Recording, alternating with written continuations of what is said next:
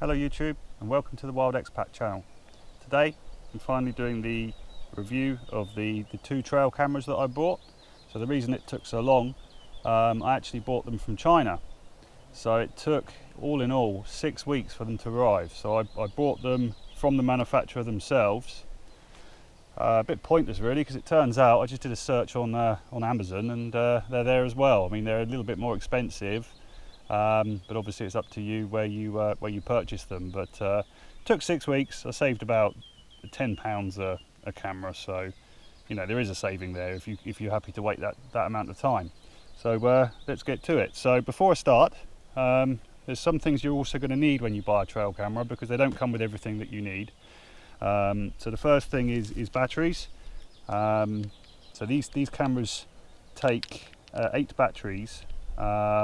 But you can put 4 in for a shorter time, and it says on here that it's up to 6 months standby time, so you get a real long time out of them.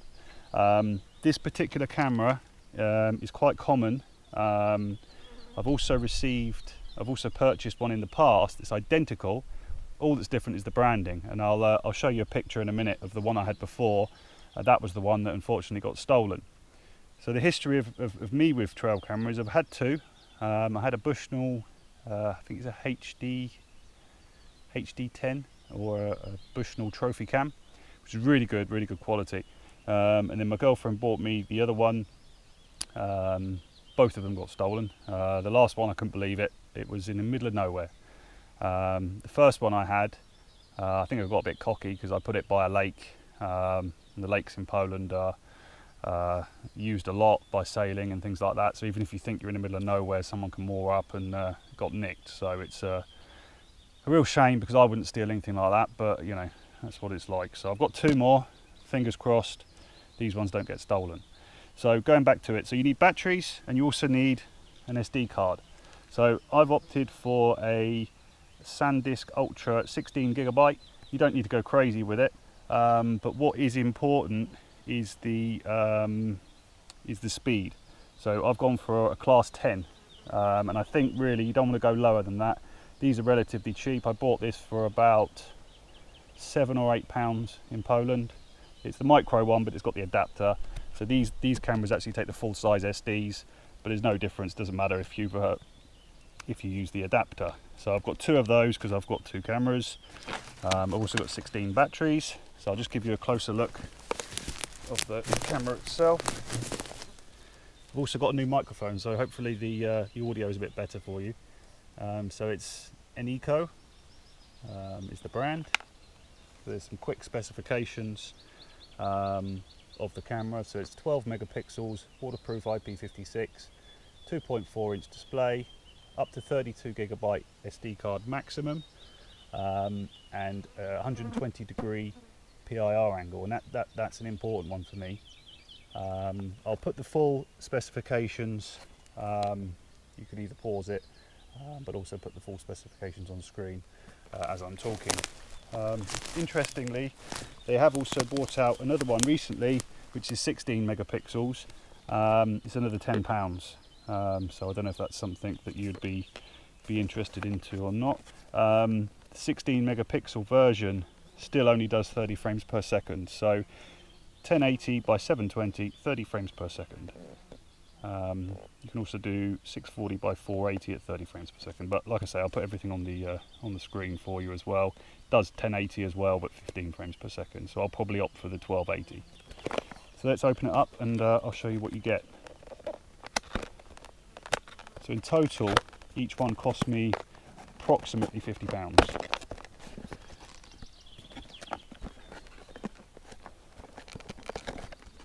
There you go, so you get a warranty card. I don't think that stands for much these days. You've got a user manual. Like I say, I'm familiar with this type of camera because I had the other one, so I'm not going to need it, but you know, it's very useful. They are in English. Looks pretty good, fairly self-explanatory. Then you've got a bag with the actual camera on itself, so we'll take that out. So the camera, you see it's got all its protective wrappings on it, so I'll take those off now. Chuck them in my pocket and we're in the forest.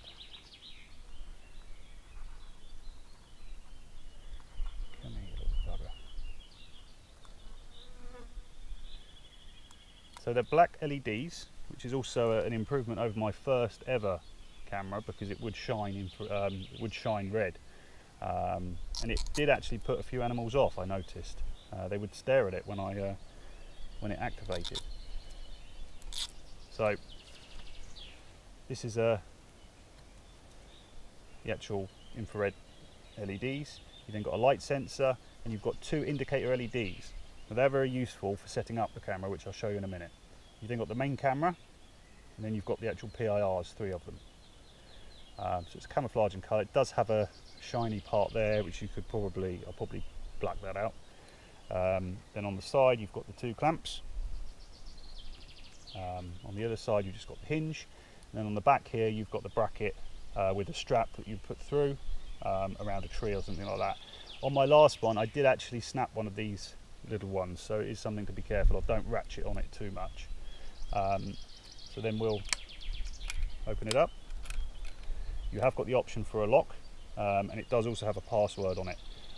So I don't think the lock's going to do much, because someone could just cut it off, but I'm going to definitely password protect mine, because I'm sick to death of people stealing them. So inside you've got the LCD display. I'll leave that cover on. You've then got the menu and the option buttons, and then under here you've got the battery holder itself. So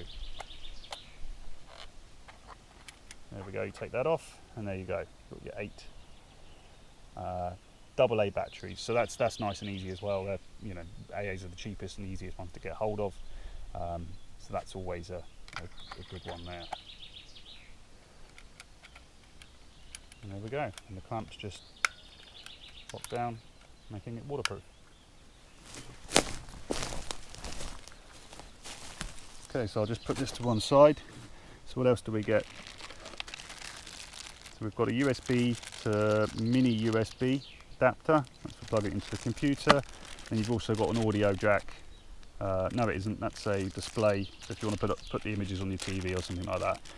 It also, I did notice on the note on the inside there, it says the memory card must be formatted by the camera. So there's no point in formatting it, a new SD card, then putting it in.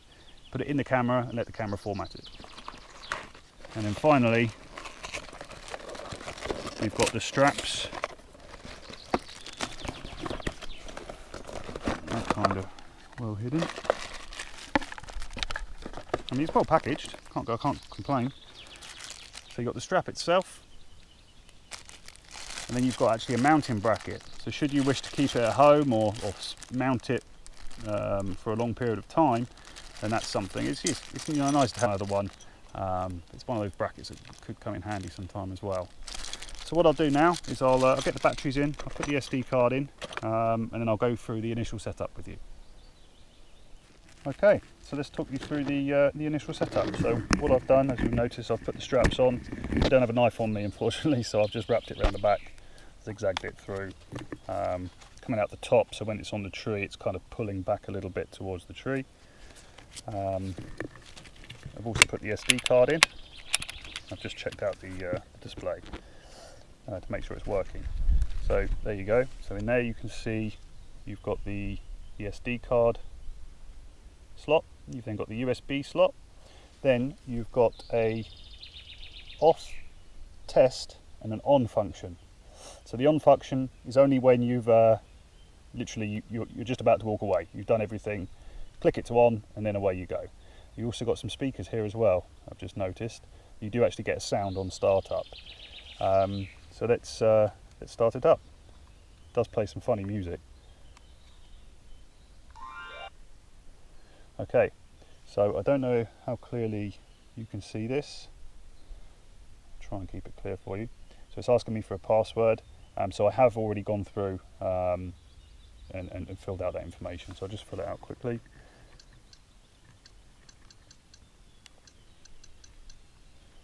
It does have a beep, you can turn that off. Okay, so now we're in the test part. and this is the main setup. So now you can actually see through the viewfinder itself what we're looking at. So you've got you can see that at the top there that we're in video mode, 720p. I've not gone any higher because I want the quality. Can you see that okay? Then it says I've got an hour and 25 minutes of filming on the SD card, so that's plenty considering it's only on and off for a short period of time.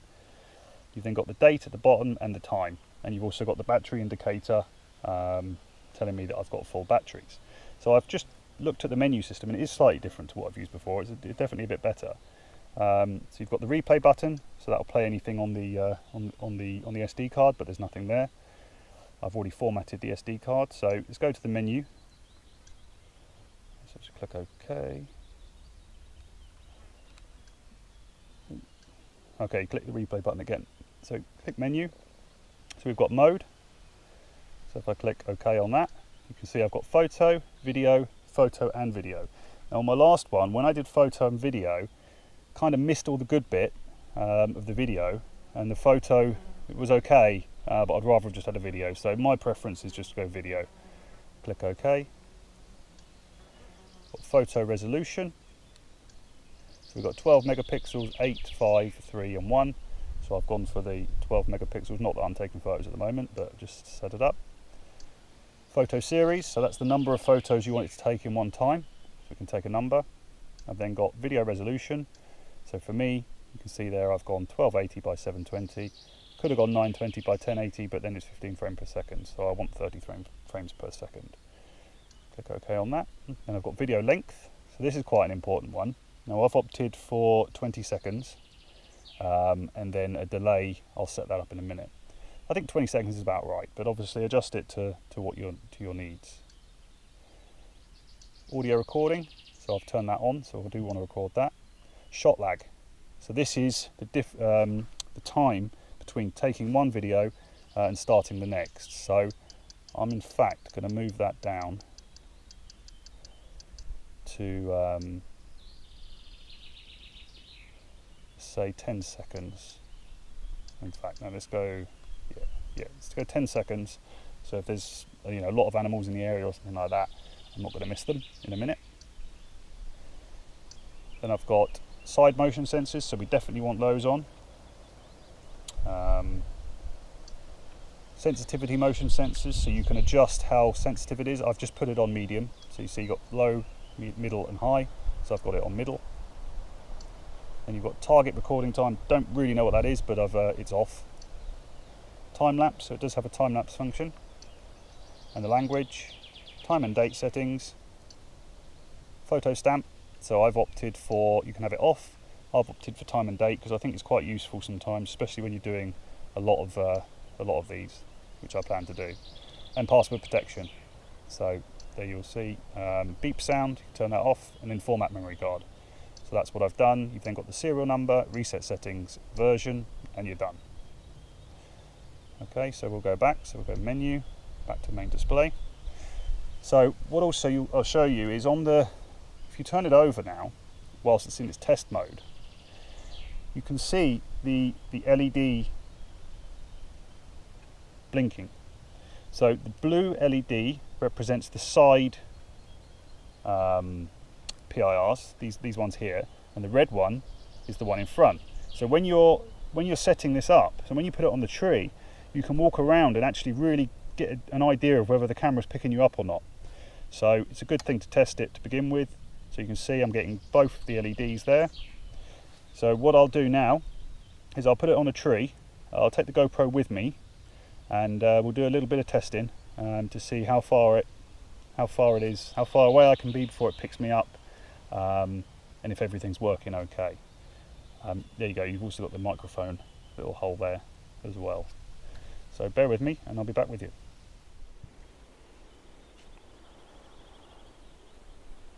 Okay, so welcome back. So I've just put the camera on the tree and it's currently in the test mode. I'll just show you the camera there.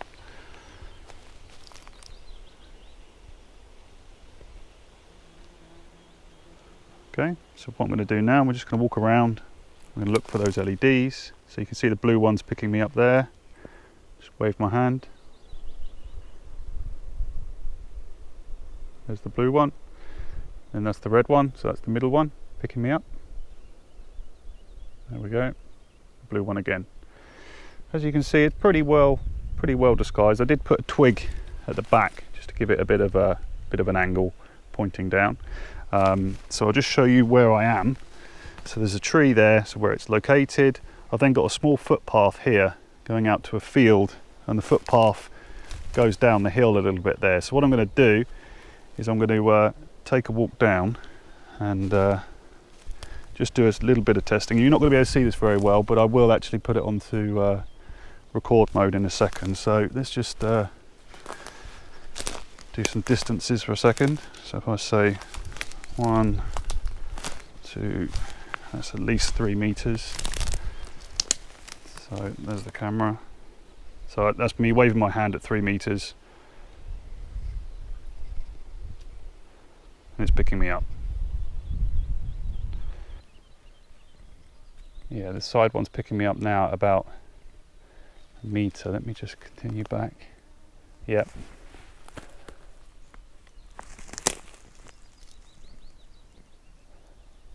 Okay, what I'll do is I will walk right in front of the camera in a minute. Sorry, you probably couldn't see too much of that. So what I'll do is I'll flip it over to actual recording mode. I'll walk about the place with the GoPro as well, pointing at it, and then I'll just sort of mix in the videos so you can see how well it's doing. Okay, so I've just walked down the track. So what I'm going to do is I'm going to walk up now. I'll give you an idea roughly of what distance I am from it, and then I'll do a picture-in-picture hopefully, and you'll be able to see the camera picking me up. So I'm not going to walk at the camera. So the camera is over here. So there we go. It's on. I can see it on the tree now. So we're not going to see any LEDs because it's actually in recording mode. So I'm about 5 meters away now. 4, 3. So I'm not going to walk at it. I'm just going to walk up the path. So the camera's located about, I don't know, 2 meters off the path, pointing at the path. Okay, so now I'm out of the view. So I'll give it 10 seconds for it to reset. And I'll just go back again.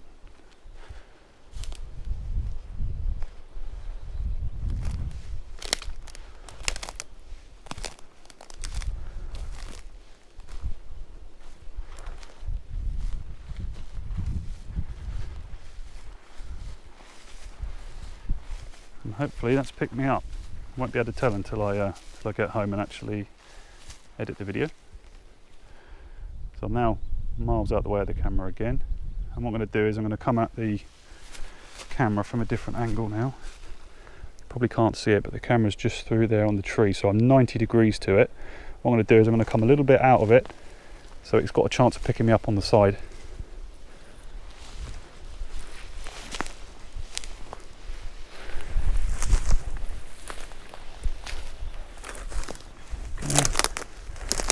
Now very close to the camera. I'm going to walk in front of it about a meter.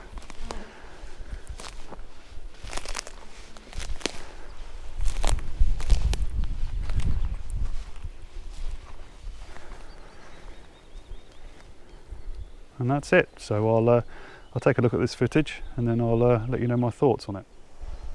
Okay, so on second thought, I just realised I can actually replay it and see what we've caught. So let's have a little look.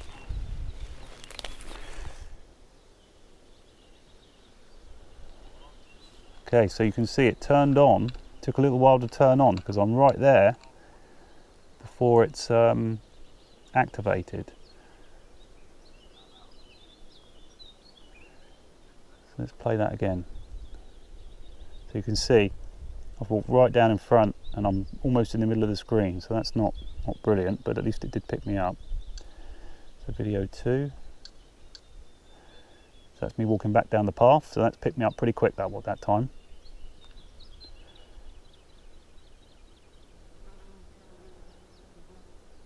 Okay, so far so good.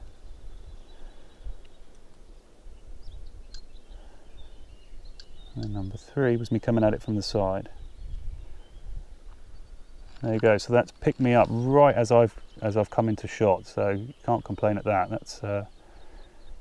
That was very good. It also shows me the temperature as well. It's 37 degrees here. It's very hot today. So there we go. Not too bad. So what I'm going to do now is I'm actually not too far from my house. So I've just been rummaging around in the forest a little bit, and I found quite an interesting place. There's I think there's signs of boar there, and also I think an egg that's been smashed open on the ground. So it's definitely a used little trail. I hope it doesn't get stolen there. I'm going to put it right out of the way this time, and when I get there I'll show you where I've put it. Okay, so let's just talk briefly about where you should put a camera if you're putting it in the wild. I mean, if it's going in your garden, there's no problem. You don't even have to think about it. Just put it somewhere, anywhere you like. But when you're putting it out in the wild, in the forest, you can't pick the places that are too obvious. So the trails, I know a lot of animals use them, even the footpaths and stuff like that. You've really got to keep your eyes open and look for a very small path and follow it out a little way. Get your camera away from the main open areas. So today, I mean, I know this area is relatively safe. Behind me I've got a small meadow. What I've done is I've gone right into the far corner of it. I've seen some signs of animals, so I'm going to get in there, going to get about 5 or 6 meters inside, and then put it on a tree that's not visible from where I'm standing now, for example. So anyone walking around wouldn't even know it's there. In the past I've had soldiers on film. At one time I had a soldier just staring at the camera but didn't see it. It was brilliant. Obviously I haven't been always lucky because 2 of them have got stolen, but let me just show you where I'm going to put the camera. Okay, so you can see the meadow behind me. So I'm in the corner. You can see some, there's definitely a path or something going up into the woods there. So as I walked in, I got to this point here. You can see something's been rummaging there, and it looks like there's a path, something going up there. I mean, something quite small, but you can see the woods, the floor has been disturbed a little. If you then come down here, if you get down low, there's another distinct path in there.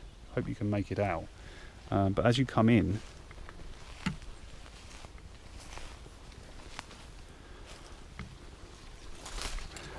what I spotted is here. There's definitely signs of something digging up the ground, and there's an egg over there.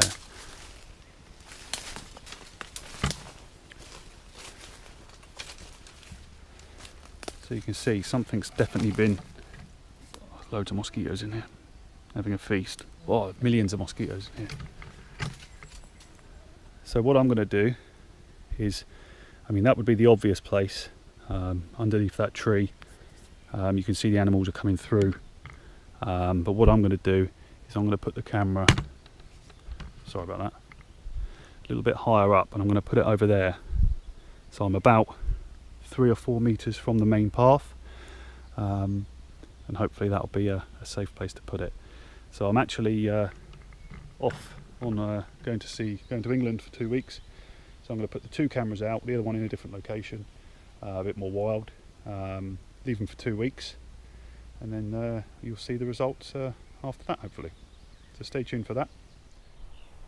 So I think it's also a valid point to point out that these cameras are, the budget end of cameras. It's just about the quality that I would opt for. I wouldn't want to go any cheaper. There are cheaper ones out there, but I just don't think you're going to get the quality that you can use. There also are some very high top-end cameras available, some of which have SIM card in them, and they'll actually send you the images. I'll put a couple of pictures up of some of the real top-notch ones, and I'll put some links in the description. I'll also put links to this particular camera. I'll use the Amazon link for now, because I think for the majority of you guys, you probably do want to use Amazon, get it quickly, things like that. I will do a video on buying from China in the future, because there are a number of things I've bought recently. So microprocessors, I've bought a 3D printer from there. Can't complain too much. Only one thing didn't turn up, so I'll do a full video on that at a later date. But you get what you pay for. So these aren't the top of the range, but if you're looking to get into them, then I think £50 is a good number, and I think it's definitely something to consider. So if you did like this video, please do give it a thumbs up, and if you haven't seen the channel before, then please do subscribe for more videos coming. Also, if you do have any questions about anything that I showed you in the videos, then please do leave a comment in the sections below, and I'll be more than happy to answer your questions. So thank you very much, and I'll see you in the next video.